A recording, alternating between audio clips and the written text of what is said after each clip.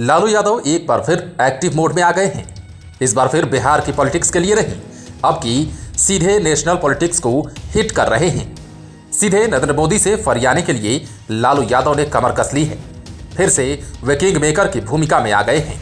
उन्होंने national politics में नीतीश कुमार के लिए बैटिंग शुरू कर दी है। दिल्ली मीडिया को भी उन्होंने दो टूक सुना दिया है। अब की बार दिल्ली में नीतीश कुमार, हालांकि नीतीश कुमार भले ही कह रहे हों कि वे प्रधानमंत्री पद की दौड़ में नहीं हैं, लेकिन जिस साइंटिफिक तरीके से नीतीश कुमार आगे बढ़ रहे हैं, ऑटोमेटिक वे पीएम पद के चेहरा बन गए हैं। इसके लिए उन्हें कहने की जरूरत भी नहीं पड़ रही है। उनकी सियासी चाल ने ही नरेंद्र मोदी के समकक्ष खड़ा कर दिया है।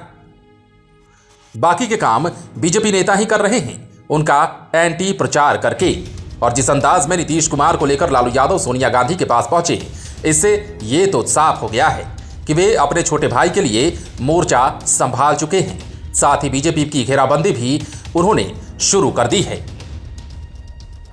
दरअसल लालू यादव एक तीर से कई निशाने एक साथ रहे हैं। पॉलिटिकल एक्सपर्ट की माने तो नीतीश कुमार की बैटिंग के पीछे भी उनका ही फायदा है। नीतीश कुमार के नेशनल पॉलिटिक्स में जाने के बाद तेजस्वी को पूरा बिहार मिल जाएगा। वे खुद से बैटिंग भी करेंगे और अपनी इच्छानुसार फील्डिंग भी सजाएंगे। और लालू यादव ने एक बार फिर अपने पुराने स्टाइल में आकर बता दिया कि उन्हें कमजोर समझने की भूल ना करें। इसी मोर्चाबंदी का पार्ट था सोनिया गांधी से मुलाकात। भले ही सोनिया गांधी संगठन चुनाव के नाम पर कुछ दिनों के लिए सेफ जोन में आ गई हूं, लेकिन इस बार लालू यादव कांग्रेस का पीछा नहीं छोड़ने वाले हैं, क्योंकि नीतीश के रास्ते ही तेजस्वी यादव का भी कल्याण होना है। कहा जाता है ना कि यदि आप समर्पित भाव से किसी काम के लिए आगे बढ़ते हैं तो माहौल भी कुछ उसी तरह का बनने लगता है। शायद कांग्रेस का राजस्थान संकट भी कुछ इसी बात का संकेत दे रहा है। दरअसल राजस्थान में सियासी संकट आ गया है। अशोक गहलोत ने वहां बवाल मचा दिया है।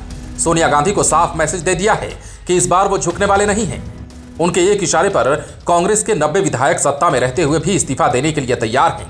ऐसे में कांग्रेस का केंद्रीय नेतृत्व अब भारत जोड़ो अभियान पर ध्यान दे या फिर बिहार पॉलिटिक्स पर अपनी स्ट्रेटेजी बनाए, अथवा राजस्थान संकट को निपटाए। यदि खुदा न खास्ता राजस्थान में अशोक गहलोत कांग्रेस से बाहर हो गए तो कांग्रेस की भद पिट जाएगी। इसके बाद कांग्रेस नेतृत्व नीतीश कुमार या लालू यादव से डील करने की स्थिति में नहीं रहेगा। पॉलिटिकल एक्सपर्ट की माने तो बेशक इसका फायदा लालू यादव को मिलेगा और वे कुछ अधिक मुस्तैदी से दिल्ली की ओर कदम बढ़ाएंगे। पॉलिटिकल एक्सपर्ट की माने तो कांग्रेस की यदि नेशनल लेवल पर बात बन गई तो फिर ममता बनर्जी, केसीआर और अरविंद केजरीवाल को मनाना लालू यादव के लिए आसान हो जाएगा। तब लालू के समक्ष एक ही चुनौती रहेगी कि नीतीश कुमार को किसी तरह यूपीए के अध्यक्ष बना दिया जाए। दरअसल वर्तमान में यूपीए अस्तित्व में नहीं है, सब बिखरे पड़े हैं और कांग्रेस चाहती है कि इस बार किसी तरह नरेंद्र मोदी को सत्ता से हटाया जाए, बीजेपी को उखाड़ फेंका जाए। आपको याद होगा तो जब से बिहार में सत्ता परिवर्तन हुआ है और महागठबंधन की सरकार बनी है, तब से ही नीतीश कुमार कई दफे कह चुके हैं कि यदि विपक्ष एकजुट हो जाए तो 2024 के लोकसभा चुनाव का रिजल्ट देखने लायक होगा। हरियाणा के फतेहाबाद में आयोजित देवीलाल जयंती कार्यक्रम में आधा दर्जन विपक्षी नेताओं को दो टूक सुना दिया कि यदि विपक्ष एकजुट हो जाएगा तो 2024 में बीजेपी के जीतने की बात तो दूर, बुरी तरह हार ही हाथ लगेगी।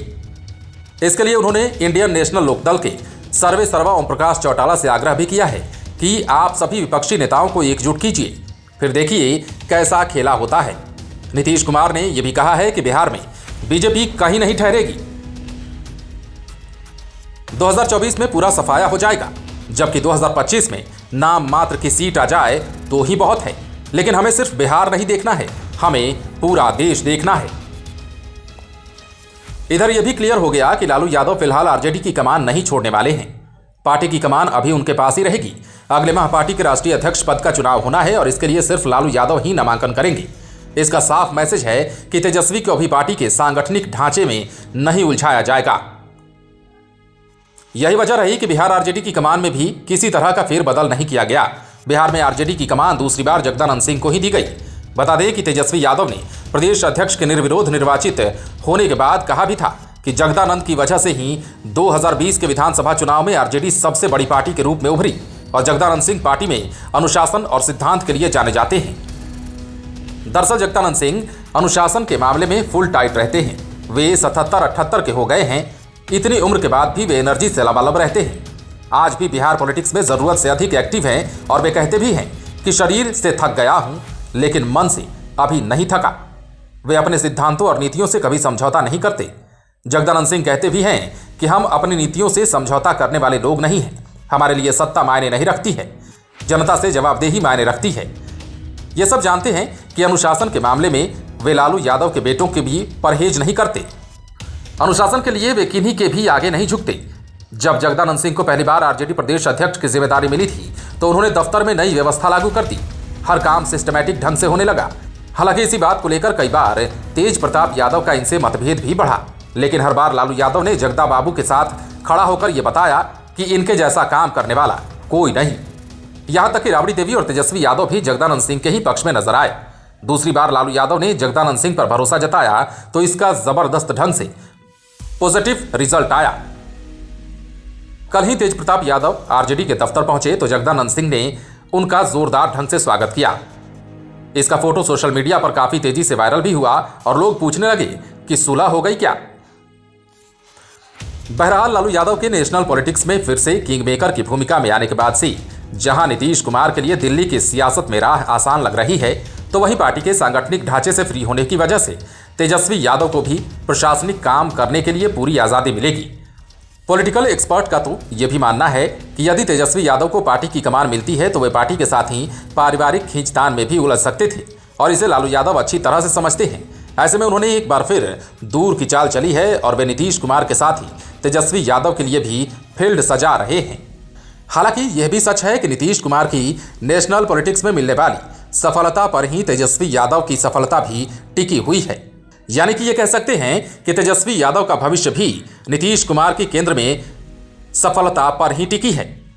ऐसे में यह देखना दिलचस्प होता है कि नीतीश कुमार के लिए लालू किस तरह से विपक्षी नेताओं को मनाने में सफल हो पाते हैं और तेजस्वी यादव के लिए जो फील्डिंग उन्होंने सजाई है उसमें उन्हें कितनी कामयाबी मिल पाती है। साथ ही साथ बैटिंग कर रहे नीतीश कुमार को उनका साथ मिल जाने के बाद कितना कुछ हाथ लगता है। बने रहें लाइव सिटीज के साथ। यदि अब तक आपने हमारे YouTube चैनल को सब्सक्राइब नहीं किया है तो सब्सक्राइब कर लीजिए ताकि हम आपको खबरों से अपडेट रख सकें। यदि आप इस वीडियो को फेसबुक के माध्यम से देख रहे हैं तो हमारे पेज को लाइक करें। इसके अलावा आप हमें ट्विटर पर भी ज़रूर फॉलो करें।